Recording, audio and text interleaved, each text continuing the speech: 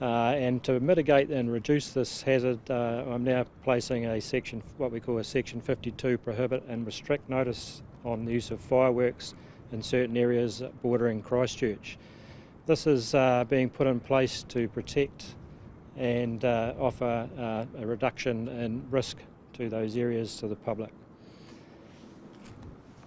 Are there any questions on that so far? What do we know about the actual cause of that fire?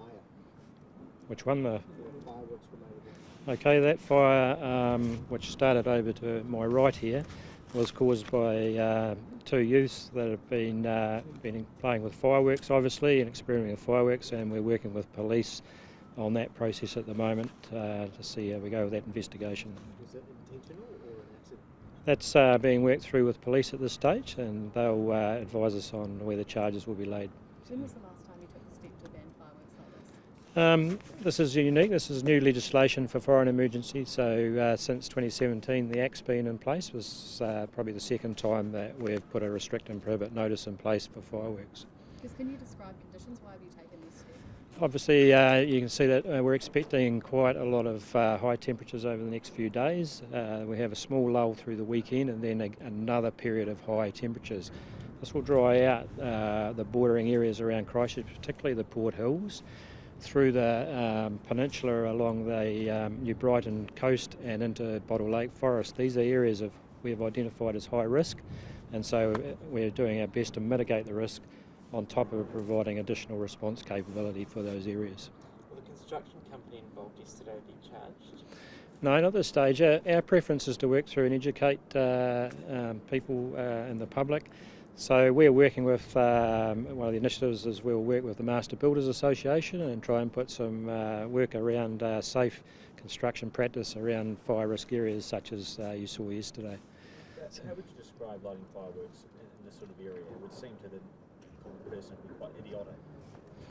Yeah, well, it's I guess what the message I'm trying to convey to the public, and people, we're not trying to take away the fun over the New Year period, because the exclusion zone also includes Akaroa.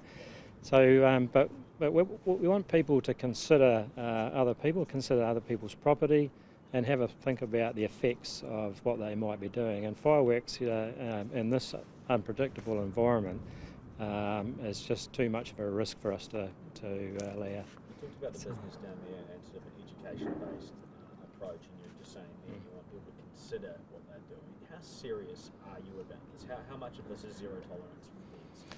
Obviously, education's our key. That's followed up with some enforcement measures, such as the prohibition and restriction notice I've put in place. And obviously, we'll go through to full enforcement if required to send the right message to those who don't listen. What are the penalties if someone is caught firing? If you knowingly breach Section 52, you can be imprisoned for up to 2 years and suffer a $300,000 fine. Do you have any message you want to send around that? You've mentioned we're coming into the new year now. People may want to fire fireworks, they may consider breaching this act. What would you say to those people who are looking for fun New Year's? Yeah, well, we would prefer people go to organised events naturally.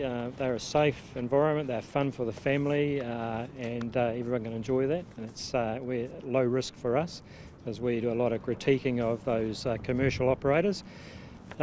We would rather the public obviously don't have private fireworks, but if they're going to have fireworks in their backyard to celebrate the new year, don't do it in our exclusion zones.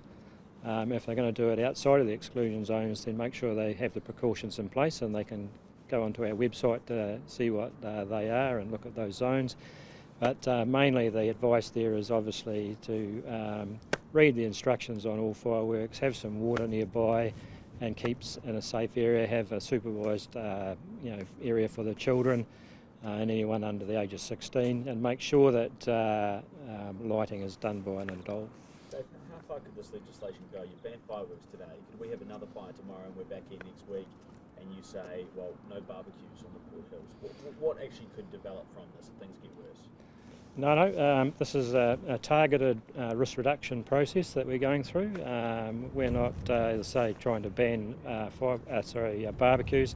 In fact, if you go on check It's All Right New Zealand, you'll see the various type of barbecues and and things that we actually do allow people to use in a safe manner. Is there any fears at the moment around copycat behaviour? I understand there's a series of fires in the early hours of Sunday across Christchurch and bush and tree fires.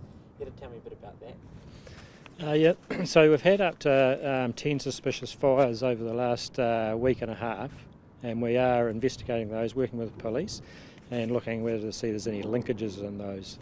So that's an ongoing process. So is there some concern there could be a firebug on the loose? It's at this stage, no. We're just looking at each individual fire, seeing what the point of origin was, seeing what the ignition factor was, and seeing if there's any linkages there. And again, can you give us an idea of how seriously you're taking this? If after you've issued this ban, if someone goes out and starts lighting those fireworks and breach it, what's going to happen to them?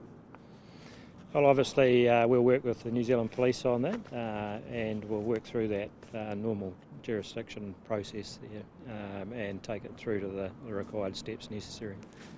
What would you say then to someone watching tonight that might think they're one of these sort of people that like to light fires, or they get off on doing something like that? What do you say to these people that light fires? Don't. Consider your neighbourhood, consider the public. So how do you say you enforce this kind of restriction? Is there any kind of particular measures there? Sorry, can you repeat? Oh, enforce this restriction? So we will enforce that with the New Zealand Police. Yeah, they're their enforcement agency. They work with us on that.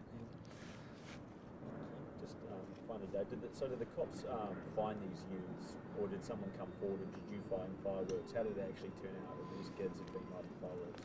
Well, it's part of the police investigation jointly with Fire and Emergency New Zealand. We work on interviewing people. We match that up with physical indicators we find on the fire ground, and obviously then we follow it up with interviews post that with the relevant leads that come out of that.